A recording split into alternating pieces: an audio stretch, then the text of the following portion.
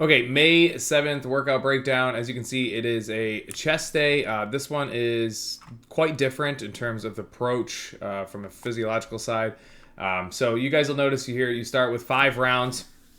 What I was trying to do here for this entire workout was keep it more on the promote the trunk side of it and promote the little things. So in order to do that, normally we don't want to be pushing a ton of weight in like hypertrophy type of mode or modality. We want like more of a muscular endurance approach if we're going to work on all the little stuff. So you'll notice on these 5 rounds, 15 to 20 reps is already, on the endurance side. Also asking for them to be unbroken at 40%. And ultimately, you'll see on the turf. So you have to do this on the ground, which also requires a lot of different types of stability from your shoulder girdle and from your lower back. And again, on the ground offers a different type of range of motion than the bench. And you don't get away with using as much from your lower body as you do on a bench. So right out of the gates, you have the rep count. You've got that. We're looking at it unbroken. 40% still, depending on the person, right? That's why the 15 to 20 is there, because some people, again, may not just be conditioned enough in this particular modality to do 20 reps unbroken each of the 5 rounds, of course. And then again, the turf is going to throw another variable in there that, again, just a change of scenery for a lot of people in terms of their body getting a feel on how to do things in different environments. So you start with that. And then you guys are going to stand up. Obviously, the rowers are already elevated. You're going to go to the floor, and you have to do 8 shuttles. So whether you knew this or not, we haven't started May yet of the making of this video, so you haven't done any of the carrying, but 7-8 shuttles is about a 200-meter carry. So you're going to see a lot of 7 and 8 shuttles. 200 meters roughly, depending on the person, how much space you're giving yourself. If you're in the middle or the outside stations, as the middle is a little bit longer. So 7 or 8, just assume 200 meters. And 200 meters is pretty far for a farmer's carry, especially if you're going to do it unbroken. So back to the little things, back to the trunk, farmer's carry again. Hopefully at the point of you watching this video, you already know at this point, like spine health is what we're aiming for. Working on keeping your back upright, your chin out of your chest, your shoulders stacked over your hips. In this particular situation, given that it's 200 meters, and you just got off of doing 20 reps, potentially 15 to 20 reps, you guys are going to want to move through this pretty rapidly. And what I want, because there is a 90-second rest, which we'll get to, I am looking for you to move a little bit more aggressively on the farmer's carry, but that's under the assumption that everything is checking out. So your form is good. Like we just said, you're upright. There's no lateral flexion in your spine. There's no flexion in your spine, meaning you're slouched forward. You have some tension in your shoulder blades and between your rhomboids and your shoulder, in your rhomboids between your shoulder blades.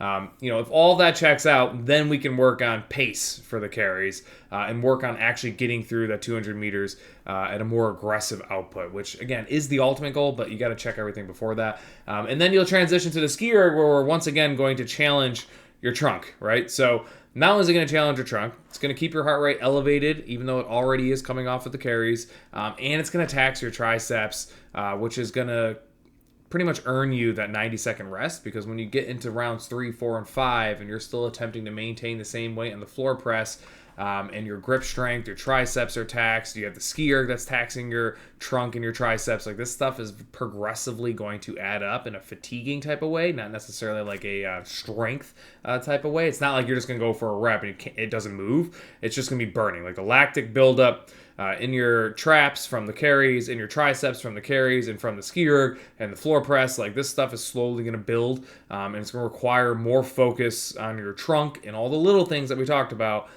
to keep everything flawless on the back end of these 5 rounds, which is, from a training perspective, ultimately what I'm trying to get to with this specific setup. So in terms of time, you're about 4:30 to 6 minutes per round, give or take. I would say on average, somewhere in that ballpark. So these 5 rounds is going to take you a decent chunk of time.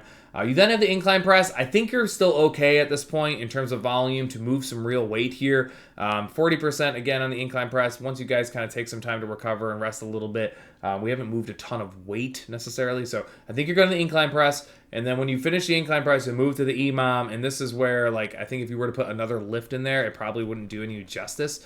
You'd just be too fatigued at this point. So again, I wanted to stick along the lines of, again, the little stuff, muscular endurance, your trunk, right? When you're going up and over a bench or a box, you need to learn how to keep your trunk stable. You're going to the ground every time for these push-ups. So again, back to the endurance side of things. You're going to choose a rep count, choose 5, 6, 7, 8 minutes, and just see how many rounds you can string together of whatever rep count you choose. So you get the conditioning piece. We stay in line with the modality we're trying to target. And if you have time when you're done with that, you go to the dead bugs, which again brings this whole thing full circle. Dead bugs are incredible if they're done correctly. So, if you do get to this and you guys are curious, and the coaches should go over this with you guys, but you got to pull your belly button with the waistline of your pants. You got to get your lower back glued to the ground when you do a dead bug. And then again, opposite arm, opposite leg. When you pause above the ground, you're hovering above the ground with your opposite arm, opposite leg. There's a 2-count pause, which is really going to apply load to your lower trunk. And then again, you would then come back up after that pause. It's not something you want to do kind of willy-nilly.